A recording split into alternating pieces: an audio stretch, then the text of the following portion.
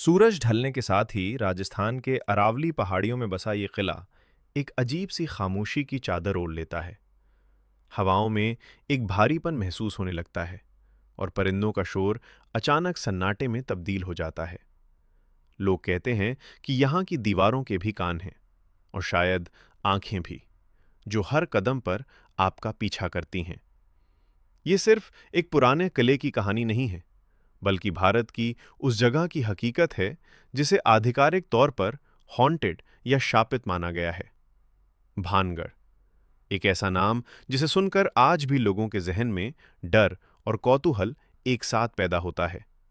क्या वाकई यहाँ कोई रूहानी ताकत मौजूद है, या फिर ये सदियों पुरानी कहानियों का एक उलझा हुआ जाल है?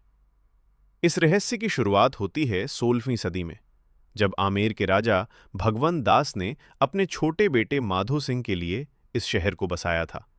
तब ये कोई डरावनी जगह नहीं, बल्कि एक खुशहाल रियासत थी। नक्काशीदार मंदिर, आलीशान महल और हलचल से भरे बाजार इसकी पहचान थे। लेकिन आज यहाँ सिर्फ खंडहर बचे हैं। इन खंडहरों के बीच एक ऐसी कहानी दबी हुई है जिसे पीढ़ी दर पीढ़ी सुनाया गया है। कहते हैं कि इस शहर की बर्बादी के पीछे एक तांत्रिक का काला जादू था।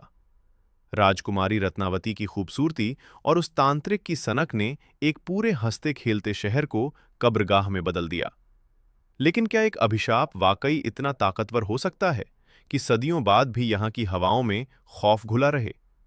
हकीकत और किस्सों के बीच की लकीर यहाँ आकर धुंधली हो जाती है।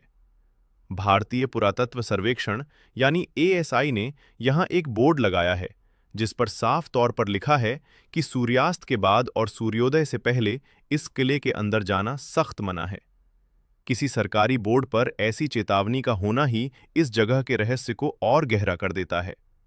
लोग दावा करते हैं कि रात के अंधेरे में यहाँ से औरतों के रोने की, पायल की छनक और अजीब सी चीखों की आवाजें आती हैं। कुछ का तो यहाँ तक कहना है कि उन्हें ऐसा महसूस हुआ जैसे कोई अदृश्य साया उनके बहुत करीब खड़ा है। लेकिन जब हम विज्ञान और इतिहास के नजरिए से देखते हैं, तो कहानी थोड़ी अलग नजर आती है।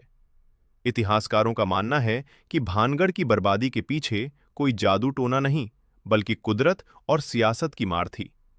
18वीं सदी के अंत में यहाँ एक भीषण अकाल पड़ा था, जिसने इस समृद्ध शहर की कमर तोड़ दी। रही सही कसर युद्धों और राजनीतिक अस्थिरता ने पूरी कर दी। धीरे धीरे लोग इस जगह को छोड़कर जाने लगे और देखते ही देखते ये शहर पूरी तरह वीरान हो गया। जब कोई जगह